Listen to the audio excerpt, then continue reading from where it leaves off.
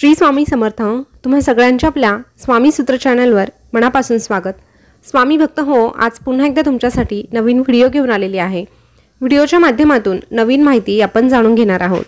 आज आपण जी काही माहिती जाणून घेणार आहोत ती खरं तर आपल्या सगळ्यांसाठीच खूप महत्त्वाची अशी ठरणारी आहे। आणि हे जे काही आपण जाणून घेणार आहोत ते करण्यासाठी आपल्याला शुक्रवारचा दिवस निवडायचा आहे। आता उद्या आहे शुक्रवार आणि उद्याचा शुक्रवार हा श्रावणातील शेवटचा शुक्रवार असल्यामुळे उद्याच आपल्याला हे एक काम करायचं आहे। आता नेमकं आपल्याला काय करायचं आहे, कशा पद्धतीने करायचं आहे हे सविस्तर जाणून घेण्यासाठी आपला हा व्हिडिओ शेवटपर्यंत आवर्जून बघा। तर चला सुरुवात करूया आपल्या ह्या महत्त्वाच्या माहितीला। बघा, उद्या श्रावणातील शेवटचा शुक्रवार आहे। आता हा श्रावण महिना म्हटलं तर अतिशय पवित्र असा महिना होता। भगवान शंकरांची आराधना आपण श्रावण महिन्यात करतोच, परंतु माता पार्वती, गणपती बाप्पा म्हणजे काय तर एकंदरीत सगळ्या शिवकुटुंबाची आराधना आपण ह्या महिन्यामध्ये करत असतो। या व्यतिरिक्त श्रावण महिन्यामध्ये आपल्या कुलदेवीची सेवा देखील आपल्याला करायची असते। त्यासोबतच ज्योतीची पूजा देखील आपल्याला आपल्या मुलाबाळांसाठी करायची असते। आता श्रावण महिन्यामध्ये आपल्या कुलदेवीची ओटी भरावी लागते हे तुम्हाला देखील ठाऊक असेल, पण अजूनही जर तुम्ही देवीची ओटी भरलेली नसेल तर उद्याची संधी तुमच्यासाठी आहे। उद्या श्रावणातील शेवटचा शुक्रवार आहे, मग पुढच्या वर्षीच तुम्हाला ही ओटी भरता येणार आहे। त्यामुळे उद्याची संधी दवडू नका, त्याकरिताच आज आपण हा व्हिडिओ बनवलेला आहे। म्हणून लवकरात लवकर तुम्ही जे काही साहित्य लागणार आहेत ते आज घेऊन यायचं आहे, किंवा उद्या सकाळी आणलं आणि दिवसभरामध्ये कधीही देवीची ओटी भरली तरीही चालणार आहे। एकदा ओटी भरल्यानंतर वर्षभर आपल्या कुलदेवीचा आशीर्वाद आपल्याला प्राप्त होणार आहे। म्हणून आवर्जून उद्या आपल्याला देवीची ओटी भरायची आहे आणि ओटीमध्ये काही गोष्टींचा समावेश आवर्जून करायचा आहे, त्याशिवाय आपली ओटी अपूर्ण राहते। तर चला जाणून घेऊया। बघा, आपल्या हिंदू धर्मामध्ये आपल्या कुलदेवीचं, आपल्या कुलदैवताचं खूप महत्त्व आहे। जसं आईवडील आपल्या मुलांचा सांभाळ करतात तसंच कुलदेवी आणि कुलदैवत आपल्या कुळाचा सांभाळ करत असतात। त्यामुळे यांची सेवा, यांची आराधना, कुळाचार आपल्याकडून होणं खूप गरजेचं असतं। आपल्या देवघरामध्ये देवीचा टाक असतो, कुलदेवतेचा देखील टाक असतो आणि वर्षाकाठी एकदा का होईना आपल्याला आपल्या कुलदेवीच्या मूळ स्थानावर जाऊन दर्शन घ्यायचं असतं।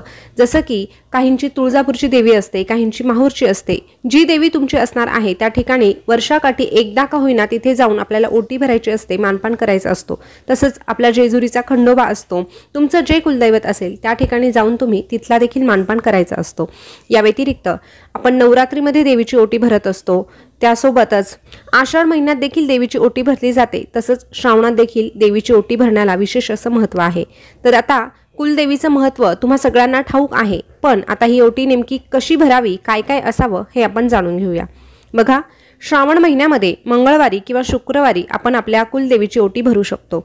आता ओटी भरण्याच्या दिवशी म्हणजे शुक्रवारी किंवा मंगळवारी आपल्याला काय करायचं असतं हे बघूया। आता श्रावणातील फक्त शुक्रवार उरलेला आहे, म्हणून उद्याच्या दिवशी आपल्याला नेमकं काय काय करायचं आहे ते जाणून घेऊया। बघा, जर तुम्ही आदल्या दिवशी सामान आणून ठेवलेलं असेल तर सकाळी पहाटे लवकर तुम्हाला उठायचं आहे, अंघोळ वगैरे करून आपलं घर स्वच्छ करून घ्यायचं आहे। त्यानंतर आपल्या देवासमोर तिथेच एक पाट मांडायचा आहे, चौरंग मांडायचा आहे आणि त्यावर एक लाल रंगाचं किंवा पिवळ्या रंगाचं वस्त्र अंथरायचं आहे आणि त्यावर आपल्या कुलदेवीचा फोटो ठेवायचा आहे। तुमच्याकडे कुलदेवीचा फोटो असेल तर तो ठेवा, देवीचा टाक असेल तर तो ठेवा। अर्थात प्रत्येकाच्या घरामध्ये देवीचा टाक हा असतोच, पण जर तुमच्याकडे देवीचा टाक नसेल, फोटोही नसेल तर मग तुम्ही लक्ष्मी मातेची मूर्ती किंवा फोटो ठेवला तरीही चालेल। तेही नसेल तर अन्नपूर्णा माता तर प्रत्येकाच्या घरामध्ये असते, तो फोटो ठेवला किंवा ती मूर्ती ठेवली तरीही चालणार आहे, पण शक्यतो आपल्या घरामध्ये कुलदेवीचा फोटो हा असायलाच हवा। त्यानंतर त्या ठिकाणी आपल्याला तुपाचा दिवा प्रज्वलित करायचा आहे। तुपाचा दिवा प्रज्वलित करून झाल्यानंतर आपल्याला तो फोटो पुसून घ्यायचा आहे। तुमच्याकडे मूर्ती असेल तर मूर्ती स्वच्छ पुसून घ्यायची, धुवून घ्यायची आणि त्यावर अभिषेक घालायचा आहे। पंचामृताने तुम्ही अभिषेक घालू शकतात किंवा फक्त दुधाने घातला तरीही चालेल किंवा फक्त पाण्याने घातला तरीही चालेल, परंतु अभिषेक मात्र आपल्याला मूर्तीवर हा घालायचाच असतो। त्यानंतर पुन्हा एकदा मूर्ती स्वच्छ पुसून घ्यायची आहे आणि त्या कपड्यावर थोड्याशा अक्षता ठेवून त्यावर आपल्याला ही मूर्ती ठेवून द्यायची आहे किंवा फोटो आपल्याला त्या ठिकाणी मांडायचा आहे। त्यानंतर मूर्तीला किंवा फोटोला हळदी कुंकू अर्पण करायचं, अक्षता अर्पण करायच्या, फूल अर्पण करायचं। त्यानंतर पाटाभोवती छोटीशी रांगोळी काढायची आहे आणि त्यावर देखील हळदी कुंकू अर्पण करायचं आहे। आता जी महिला ही पूजा करणार आहे तिने देखील आपल्या अंगावर लाल, पिवळा किंवा हिरवा या व्यतिरिक्त नारंगी रंगाचे वस्त्र परिधान करायचे आहे। काळा रंग चुकूनही आपल्याला घालायचा नाही। आता देवीसाठी आपल्याला नैवेद्य देखील बनवायचा आहे। नैवेद्य हा नेहमी सात्विकच असावा, त्यात कांदा लसूण याचा वापर करायचा नाही। या व्यतिरिक्त खीर बनवता आली तर आवर्जून तुम्ही खीर बनवायची आहे किंवा मखाण्यांचा वापर तुम्ही नैवेद्यामध्ये केला तरीही ते तुमच्यासाठी हिताचंच ठरणार आहे। आता बघा, देवीसाठी साडी निवडताना नेहमी 9 वारीच साडी घ्यायची आहे। बऱ्याचदा 6 वारी साडी देखील मिळते, परंतु कुलदेवीला 9 वारीच साडी चढवली जाते हे तुम्हाला ठाऊकच असेल। पण अगदीच 9 वारी साडी नाहीच मिळाली तर मग तुम्ही 6 वारी घेतली तरीही चालणार आहे। बघा, आता साडी निवडताना सुती किंवा रेशमी धाग्यापासून बनवलेलीच साडी निवडायची आहे, कारण देवतेकडून येणाऱ्या सात्विक लहरी धरून ठेवण्याची क्षमता इतर धाग्यांच्या तुलनेत या धाग्यांमध्ये जास्त असते, म्हणून आपल्याला सुती किंवा रेशमी धाग्यांचाच वापर करायचा आहे। तशाच प्रकारची साडी निवडायची आहे। आता देवीसाठी साडी निवडताना देखील लाल, हिरवा, नारंगी अशाच प्रकारचा रंग निवडायचा आहे, पण शक्यतो हिरवाच रंग तुम्ही निवडण्याचा प्रयत्न करा। आता श्रावण महिना म्हटलं तर सगळीकडे हिरवळ असते आणि हिरवा रंग म्हटलं तर समृद्धीचं प्रतीक असतं, त्यामुळे देवीला शक्यतो हिरव्या रंगाची साडी अर्पण करायला हवी।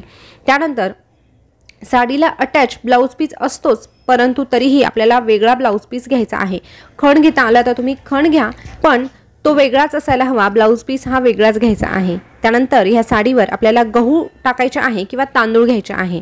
त्यानंतर पाणीदार नारळ घ्यायचा आहे आणि 1 बदाम, 1 सुपारी, खोबरं, खारीक, हळकुंड याचा समावेश त्या ओटीवर करायचा आहे। बघा, आता हळकुंड घेताना शक्यतो लेकूरवाळी हळकुंडच घेण्याचा प्रयत्न करा। लेकूरवाळी हळकुंड म्हणजे काय तर हळकुंडाला एक कोंबही फुटलेला असतो, अशा प्रकारचीच हळकुंड आपल्याला देवी मातेला अर्पण करायची आहे। नसेल मिळाली तर पर्यायच नाही, परंतु मिळवण्याचा प्रयत्न करा। लेकूरवाळी हळकुंडच तुम्ही तुमच्या त्या ओटीमध्ये ठेवण्याचा प्रयत्न करा। त्यानंतर 5 प्रकारची फळं, अगदीच 5 प्रकारची मिळाली नाही तर कुठलंही एक फळ तुम्ही ठेवलं तरीही चालेल।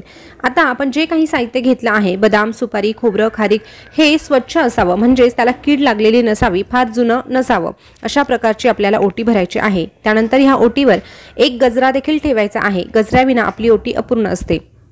गजरा नाही मिळाला तर तुम्ही गुलाबाचं फूल ठेवू शकतात किंवा पांढऱ्या रंगाची कुठलीही फुलं तुम्ही ठेवू शकतात, परंतु गजरा मिळवण्याचा प्रयत्न करा।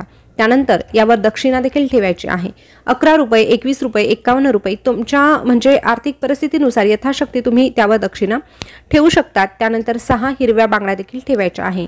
बांगड्या घेताना अगदी छोट्या ठेवू नका, एखादी महिला त्या घालू शकते इतक्या तरी साईजच्या तुम्ही त्या बांगड्या घेऊ शकतात किंवा तुम्ही तुमच्या मापाच्या बांगड्या घेऊन त्या ठिकाणी ठेवल्यात तरीही चालणार आहे। त्यानंतर या ओटीवर 16 शृंगारचं साहित्य हे आवर्जूनच असायला हवं। आता 16 शृंगारचं साहित्य काय आहे तर बघा, तुमच्याकडे कुंकुमार्चनचं जर दिंडोरी प्रणित केंद्रातलं पुस्तक असेल तर त्यामध्ये तुम्हाला बघायला मिळेल। आता तेवढ्या वस्तू मिळवणं शक्य झालं तर ठीक आहे, पण नाहीच मिळाल्या तर जेवढा जमा करता येतील तेवढ्या करा। जसं की टिकल्याचं पॉकेट, नेल पेंट, लिपस्टिक, नथ, जोडवी यापैकी तुम्हाला जे शक्य होणार आहे ते घेण्याचा प्रयत्न करा। त्यानंतर सगळ्यात महत्त्वाची जी गोष्ट मी तुम्हाला म्हटलं होतं की त्याविना आपली ओटी अपूर्ण राहणार आहे ते म्हणजे तांबूल। आता जिथे पान मिळतं ना त्या ठिकाणी तुम्ही जाऊन विचारा की देवीसाठी तांबूल हवं आहे, तर ते तुम्हाला बनवून देतील। पण जर नाहीच मिळालं तर 2 विड्याची पानं घ्यायची आणि 2 सुपारी त्यावर ठेवायच्या। अशा प्रकारे आपल्याला हे तांबूल ठेवायचं आहे। तांबूल मिळवण्याचा प्रयत्न करा, नाहीच मिळालं तर अशा प्रकारे तुम्ही सुपारी आणि विड्याचं पान ठेवू शकतात। आता ही झाली आपली संपूर्ण ओटी। अशा प्रकारे ही ओटी पूर्ण झाल्यानंतर आपल्याला त्यावर थोड्याशा अक्षता ठेवायच्या आहे। अक्षता का बरं ठेवायच्या तर बघा, यामध्ये जर आपल्याकडून काही चुकून माकून राहून गेलं तर त्याची उणीव भासू नये म्हणून आपल्याला ह्या अक्षता ठेवायच्या आहे। आता हीच आपली ओटी संपूर्ण झाल्यानंतर एका ताटामध्ये हे साहित्य ठेवून हे ताट आपल्या छातीजवळ लावायचं आहे। त्यावर हळदी कुंकू अर्पण करायचं आणि हे ताट छातीजवळ लावायचं। त्यानंतर देवी मातेला प्रार्थना करायची की हे देवी आई, या ओटीचा स्वीकार कर, काही कमी जास्त असेल तर मला माफ कर।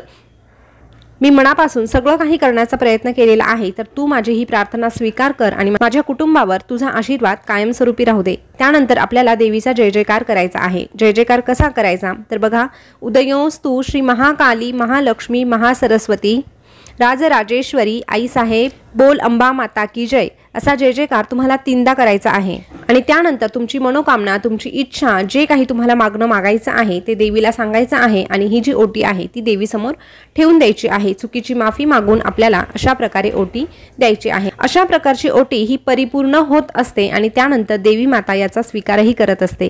खरं तर देवदेवता आपण साधं एखादं छोटं फूल जरी अर्पण केलं तरीही त्याचा स्वीकार करत असते, पण तरीही आपल्या हिंदू धर्माप्रमाणे जर आपण नियम आणि चालीरीती पाळून त्या गोष्टी केल्या तर त्याचं समाधान आपल्याला देखील लाभत असतं। आता तुम्ही जो काही नैवेद्य बनवलेला आहे तो नैवेद्य तुम्ही या ठिकाणी दाखवू शकतात। त्यानंतर आता ह्या ओटीचं काय करायचं तर बघा, ही ओटी देवीसमोर तशीच ठेवायची आहे। आता खरं तर देवीची ओटी भरण्यासाठी आपल्याला मूळ स्थानावर जायचं असतं, पण लगेचच्या लगेच ह्या गोष्टी प्रत्येकाला शक्य होईल असं नाही। म्हणून जेव्हा कधी तुम्ही जाणार आहात तेव्हा ही ओटी तुम्ही तिथे घेऊन जाऊ शकतात। पण जर तुम्हाला जायला खूप उशीर असेल तर मग एखादी सवाष्ण तुम्ही शुक्रवारच्या दिवशी म्हणजेच उद्याच्या दिवशी घरी बोलवायचे आहे। त्यानंतर तिला हळदी कुंकू लावायचं आहे, तिचे पाय धुवायचे आहे, पायाने देखील हळदी कुंकू लावायचं, तिला नमस्कार करायचा, त्यानंतर ही ओटी तिला द्यायची आहे। आता इलाच देवीचं रूप मानून आपण तिला ही ओटी देणार आहोत। त्यानंतर तिला दूध किंवा खीर म्हणून काहीतरी खायला द्यायचं आहे आणि अशा प्रकारे ओटी भरण्याची संपूर्ण विधी आपल्याला पूर्ण करायची आहे। तर स्वामी भक्त हो, ओटी भरण्याची जी पद्धत आहे ती पूर्णपणे तुम्हाला सांगण्याचा प्रयत्न केलेला आहे। तरीही याविषयी जर तुम्हाला काही शंका असतील तर तुम्ही कमेंट करून नक्की विचारा, त्याचं उत्तर देण्याचा मी पुरेपूर प्रयत्न करेल।